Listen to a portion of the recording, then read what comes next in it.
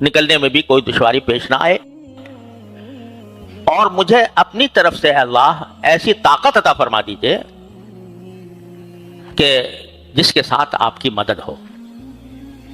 طاقت تو عطا ہو گئی، لیکن اگر آپ کی مدد نہیں ہے، اگر آپ کی طرف سے توفیق نہیں ہے اس طاقت کو صحیح استعمال کرنے کی، تو وہ طاقت بیکار ہے۔ لہذا ایسی طاقت عطا فرمائیے کہ جس کے ساتھ آپ کی مدد ہو۔ اس دعا کا ایک خاص پس منظر ہے، میں بعد میں عرض کروں گا، لیکن جو ظاہری مفہوم ہے وہ ایسا ہے کہ ہر انسان اپنی زندگی میں کہیں نہ کہیں داخل ہو رہا ہوتا ہے، کہیں نہ کہیں سے خارج ہو رہا ہوتا ہے۔ آدمی گھر میں داخل ہوا تو اس وقت بھی اس کو عافیت چاہیے، خیریت چاہیے، اچھائی چاہیے، کہ جب گھر میں داخل ہو تو منظر اچھا نظر آئے، میرے گھر والے خوش خرم ہوں، عافیت سے ہوں۔ یہ چاہیے نہیں چاہیے جب آدمی گھر میں داخل ہو رہا ہو؟ جب گھر سے نکل رہا ہو اس وقت بھی اس کو عافیت چاہیے کہ نکلنے کے جب میں نکلوں، جس کام کے لیے نکل رہا ہوں تو وہ اچھائی کے ساتھ نکلوں، نکلنے میں بھی آسانی ہو، دشواری نہ ہو، جس مقصد کے لیے نکل رہا ہوں اس میں کامیابی ہو۔ اگر آدمی کہیں ملازم ہے اور اپنی ملازمت کی جگہ پر داخل ہو رہا ہے تو وہاں پر بھی اس کو ضرورت ہے اس بات کی کہ جب داخل ہو تو اچھائی کے ساتھ داخل ہو، یعنی اس کا ماحول درست ہو، اس کے لیے جو کام ہیں، اس کے فرائض منصبی ہیں، وہ ٹھیک طریقے سے بجا لائے، اس کی ضرورت ہے۔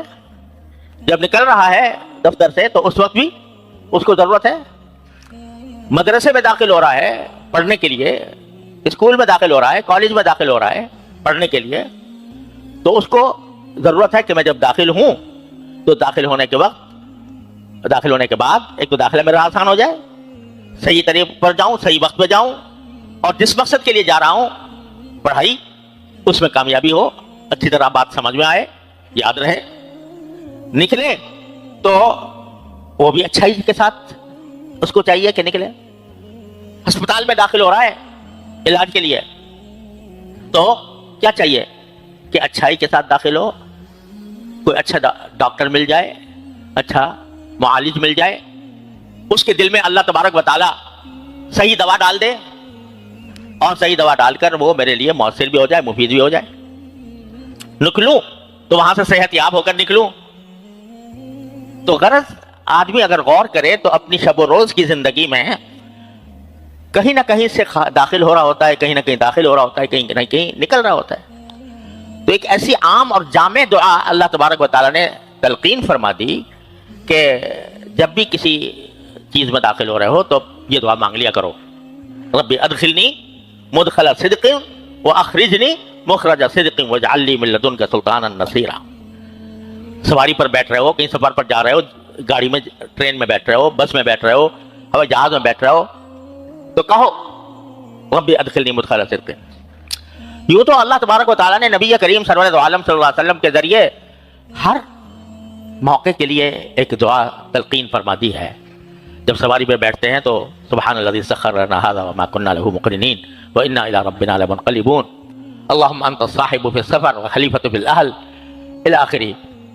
وہ تو دعائیں اپنی جگہ ہیں ہی، لیکن یہ ایک عام دعا ایسی ہے کہ جب بھی کہیں داخل ہو رہے ہو تو اللہ تعالیٰ سے داخلے کی اچھائی بھی مانگو اور وہاں سے نکلنے کی اچھائی بھی مانگو، کہ جب میں داخل ہونے کے بعد نکلوں تو اچھی حالت میں نکلوں، یہ نہ ہو کہ اندر داخل ہوا اور پھنس گیا کسی مصیبت میں۔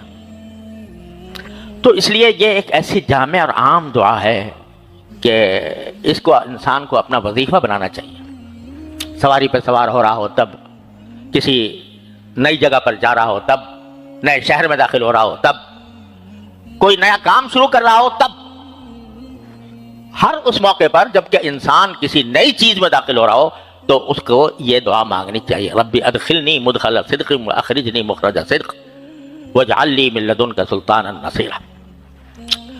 تو ایک تو یہ ہے کہ اچھی طریقے سے داخل ہوں اور نکلوں تو اچھی طرح نکلوں، اور آخر میں یہ کہ واجعل لی من لدنک سلطان، مجھے اپنی طرف سے ایک طاقت عطا فرمائیے، قوت عطا فرمائیے۔ جب بھی انسان کسی جگہ پر جاتا ہے، داخل ہوتا ہے، تو اس جگہ پر داخل ہو کر فائدہ اٹھانے کے لیے کسی طاقت کی ضرورت ہوتی ہے، کوئی طاقت چاہیے۔ آپ فرض کرو کہ کسی ہسپتال میں داخل ہو رہے ہو تو اتنی طاقت ہونی چاہیے کہ بھئی وہاں تک پہنچ جاؤ، اتنے پیسے ہونے چاہیے کہ اس کی ادائیگی کر دو، ڈاکٹر تک تمہاری رسائی ہو جائے. طاقت ہونی چاہیے، ہر چیز میں طاقت کی ضرورت ہے. لیکن کوئی طاقت اس وقت تک کارآمد نہیں ہوتی جب تک کہ اللہ جل جلالہ کی مدد اس کے ساتھ شامل نہ ہو. بڑا کاریل جوان ہے، طاقتور ہے، قوت سے بھرپور ہے، لیکن اللہ جل جلالہ کی توفیق نہ ہو تو وہ اس کی طاقت بیکار ہے، کوئی فائدہ مند نہیں ہوتا. لہذا صرف طاقت نہیں مانگی کہ طاقت دے دیجئے، بلکہ ایسی طاقت دیجئے جس کے ساتھ آپ کی مدد ہو. یہ سکھا دیا، اس میں اللہ تعالیٰ نے یہ سکھا دیا کہ کبھی بھی اپنی طاقت پر اکڑو نہیں. وہ طاقت تمہاری جسمانی طاقت ہو، ذہنی طاقت ہو، علمی طاقت ہو، کوئی بھی طاقت ہو، اس پر اگر اترا گئے کہ میں تو بڑا طاقتور ہوں اور میں ساری دنیا کا مقابلہ کر سکتا ہوں، اگر پر تم اس پر اترا گئے کہ یہ میرا کمال ہے، میری طاقت ہے، میری قوت ہے، تو وہ قوت اور طاقت سب ہوا ہو جائے گی. اس وقت تک کارآمد نہیں جب تک کہ اللہ جل جلالہ کی مدد نہ ہو. یہ ہم طالب علموں کے لیے بھی بڑا عظیم سبق ہے کہ اگر ہم طالب علم، ہمیں کچھ اللہ نے استعداد دے دی ہے پڑھنے کی، لکھنے کی، مطالعہ کرنے کی، تو اگر اس پر گھمنڈ ہو گیا کہ میں پڑھا لکھا ہوں، میں تعلیم یافتہ ہوں، میں بڑا عالم ہوں، میں بڑا علامہ ہوں، اور اس گھمنڈ کے ساتھ تم نے اپنے استعداد کو استعمال کرنا شروع کیا، تو اللہ بچائے وہ اللہ تبارک و تعالیٰ کو بہت ناپسند ہے. اس کے ساتھ اللہ کی مدد نہیں ہوتی. پھر وہی علم انسان کو پتہ نہیں کہاں گمراہی کی وادیوں میں اٹھا کر لے جاتا ہے. اور اگر علم پر ناز نہ ہو، گھمنڈ نہ ہو، اور یہ استحضار دل میں ہو کہ جو کچھ ہے اللہ جل جلالہ کی عطا ہے، میرے پاس کوئی طاقت نہیں ہے، جب تک اللہ جل جلالہ کی مدد نہیں ہوگی اس وقت تک میرا یہ علم کارآمد نہیں ہوگا. ایسا شخص جب حق کی طلب میں، حق کی تلاش میں جب نکلتا ہے تو اس کو اپنے علم پر گمن نہیں ہوتا، اس کو رجوع اللہ کی توفیق ہوتی ہے. اس کو یہ توفیق ہوتی ہے کہ اللہ یہ مسئلہ میرے سامنے آ گیا ہے، اے اللہ آپ ہی اپنی رحمت سے مجھے حق کی ہدایت عطا فرمائیے. ارنا الحق حقا وارزقنا اتباعہ وارنا الباطل باطلا وارزقنا اجتنابہ. حضرت علامہ ابن تیمیہ رحمۃ اللہ علیہ بڑے درجے کے بڑے علماء میں سے تھے. ان کے علم کا کوئی انکار نہیں کر سکتا، اختلاف ان سے کیا جا سکتا ہے، لیکن ان کے علم میں کسی کو کوئی کلام نہیں. حضرت شاہ صاحب کی بارے میں نے اپنے والد ماجد رحمۃ اللہ علیہ سنا، حضرت علامہ انور شاہ صاحب کشمیر رحمۃ اللہ علیہ سے، کہ اتنا اونچا مقام ہے ان کا علم میں کہ اگر کوئی اس کی طرف اٹھا کر دیکھے ٹوپی گر جائے. یہ فرماتے تھے اتنا بڑا علامہ. لیکن جب کسی مسئلے کی تحقیق کی ضرورت ہوتی تو پہلے یہ پڑھتے تھے کہ اللہم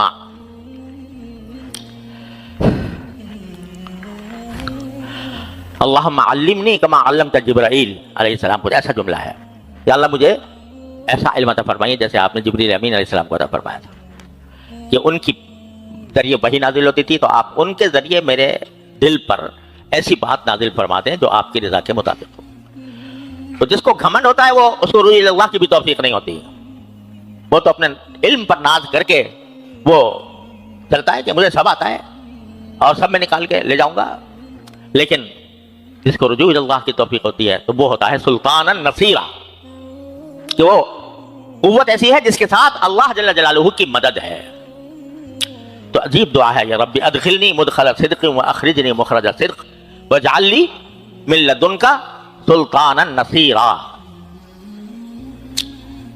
یہ تو اس کا سادہ سا مطلب میں نے آپ کے سامنے عرض کر دیا، اور اصل مقصود یہی ہے کہ ہم اس دعا کو اپنا وظیفہ بنائیں. مختلف اپنی زندگی کے مراحل میں اس کو اپنا وظیفہ بنائیں. ربی ادخلنی مدخل صدق واخرجنی مخرج صدق واجعل لی من لدنک سلطانا نصیرا. اب اس کا پس منظر سنیے، کس موقع پر نازل ہوئی تھی آیت. یہ آیت نازل ہوئی تھی اس وقت جب رسول کریم سرورت عالم صلی اللہ علیہ وسلم نے ہجرت کا ارادہ فرمایا تھا مدینہ منورہ کی طرف، اور اللہ اکبر کبیرہ، نبی کریم صلی اللہ علیہ وسلم کو ہجرت کا حکم ملا تھا، اجازت ملی تھی، اس وقت یہ آیت نازل ہوئی تھی۔ اور ہوا یہ تھا کہ نبی کریم صلی اللہ علیہ وسلم کے اعلان نبوت کے بعد آپ سب لوگ جانتے ہیں مکہ مکرمہ میں کافروں نے مسلمانوں پر عرصہ حیات تنگ کر دیا تھا، اور طرح طرح کی اذیتوں، طرح طرح کی تکلیفوں سے مسلمانوں کو سابقہ تھا۔ اس قدر مجبور ہو گئے تھے کہ اب مکے میں رہنا ان کے لیے بہت مشکل ہو گیا تھا۔ تو رسول کریم صلی اللہ علیہ وسلم نے اپنے صحابہ کرام کو ہجرت کی اجازت دی تھی۔ بہت سے صحابہ کرام حبشہ ہجرت کر کے چلے گئے۔ پھر بعد میں جب مدینے کے لوگوں سے رسول کریم صلی اللہ علیہ وسلم کا معاہدہ ہو گیا تو صحابہ کرام مدینہ منورہ کی طرف ہجرت کرنے لگے۔ بہت بڑی تعداد صحابہ کرام کی مدینہ منورہ ہجرت کر گئے۔ ایک ایک کر کے بڑے بڑے صحابہ رسول کریم صلی اللہ علیہ وسلم کی اجازت سے ہجرت کر رہے تھے مدینہ منورہ کی طرف۔ تو اب کفار قریش کو جو آپ کے دشمن تھے یہ خیال ہوا کہ آپ کے صحابہ تو ایک ایک کر کے مکہ مکرمہ چھوڑ کر جا رہے ہیں، مکہ خالی ہو رہا ہے مسلمانوں سے، اور ظاہر یہ ہے کہ اب کچھ عرصے کے بعد رسول اللہ صلی اللہ علیہ وسلم بھی یہاں سے تشریف لے جائیں گے۔ تو انہوں نے ایک مجلس شورا بنائی، مشورہ کیا آپس میں کہ کیا کیا جائے۔ ان کی ایک مجلس ہوا کرتی تھی، دار الندوہ کہلاتی تھی، اور وہ آج کل جو حرم شریف کا جو حتیم والا حصہ ہے، جہاں حتیم ہے میزاب رحمت ہے، اس کے بالکل سامنے ایک جگہ وہ جمع ہوا کرتے تھے، اس کو دار الندوہ کہتے تھے۔ وہاں سب کو جمع کیا اور مشورہ یہ کیا کہ محمد رسول اللہ صلی اللہ علیہ وسلم تو شاید اب نکل کے چلے جائیں، اور ان کا حال یہ ہے کہ جہاں بھی جاتے ہیں لوگ ان کے پیچھے پیچھے ہو لیتے ہیں، تو ان کا معاملہ دن بدن آگے بڑھے گا، تو اب بتاؤ کیا کرنا چاہیے۔ تو کسی نے کہا کہ ان کو گرفتار کر لیں۔ یہ تجویز آئی کہ گرفتار کر لیں، تو کسی نے اس کے جواب میں کہا کہ اگر گرفتار کرو گے تو سارے جتنے مسلمان ہیں وہ سب ان کے گرد آ کر جمع ہو جائیں گے اور ہمارے لیے مصیبت کھڑی کریں گے، گرفتار کرنے سے معاملہ حل نہیں ہوگا۔ تو دوسرے نے کہا کہ اچھا ایسا کرو، ان کو جلا وطن کر دو، مطلب یہ کہ بس ان کو یہاں سے نکال دو، کسی دوسرے ملک میں بھیج دو، وہاں جا کر رہیں تو ہم ان کے دین سے محفوظ ہو جائیں گے۔ تو اس کے جواب میں دوسرے نے کہا کہ بھئی یہ تو ہم اس لیے تو جمع ہوئے ہیں کہ ان کو اگر کہیں باہر جائیں گے تو ان کے گرد بہت سے لوگ جمع ہو جائیں گے اور یہ اپنا دین پھیلانے میں ان کو اور مدد ملے گی، تو اس سے تو کچھ فائدہ نہیں۔ تو تیسرے نے کہا کہ بھئی پھر ایسا کرو، اور کوئی راستہ نہیں ہے، ان کو قتل کر دو۔ تو کسی نے کہا بھئی قتل کرو گے تو ان کا قبیلہ جو ہے بڑا طاقتور ہے، وہ قبائلی زندگی تھی عرب میں، تو چاہے مذہب کوئی بھی ہو کسی کا، لیکن اس قبیلے سے تعلق رکھتا ہے، اس کا قبیلہ اس کی کا انتقام دیا بغیر نہیں چھوڑتا تھا۔ تو حضور اقدس صلی اللہ علیہ وسلم کا قبیلہ تھا بنو عبد مناف۔ تو لوگوں نے کہا کہ بھئی اگر کوئی بھی قتل کرے گا تو بنو عبد مناف اس کو قصاص کے بغیر نہیں چھوڑیں گے، بدلہ لیں گے، اور پھر ہمارے آدمی بھی قتل ہوگا۔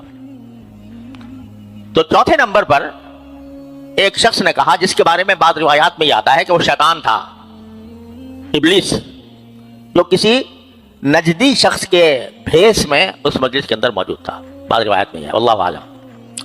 بہرحال اس نے تجویز یہ پیش کی کہ بھائی میں آپ لوگ جتنی بھی باتیں کر رہے ہو اس سے کچھ فائدہ نہیں ہوگا، نہ گرفتار کرنے سے فائدہ ہوگا، نہ جلا وطن کرنے سے ہوگا، نہ تنہا قتل کرنے سے ہوگا۔ ایسا کرو کہ جتنے قبائل ہیں مکے میں ان میں سے ہر ایک قبیلے میں سے ایک ایک نوجوان کو کا انتخاب کرو، اور انتخاب کر کے حلہ بول دو ایک دم سے، جا کر نبی کریم صلی اللہ علیہ وسلم کے اوپر سارے قبائل کے نوجوان مل کر حملہ کریں رسول کریم صلی اللہ علیہ وسلم پر، اور آپ کو معاذ اللہ قتل کر دیں اکٹھے۔ جب قتل کرنے میں اتنے سارے قبیلے داخل ہوں گے تو بنو عبد مناف کس کس سے قصاص لیں گے، کس کس سے کا انتقام لیں گے؟ لہذا جب اکٹھے قتل ہوں گے، قتل کیے جائیں گے، تو بنو عبد مناف میں یہ طاقت نہیں ہوگی کہ وہ سب سے قصاص لیں۔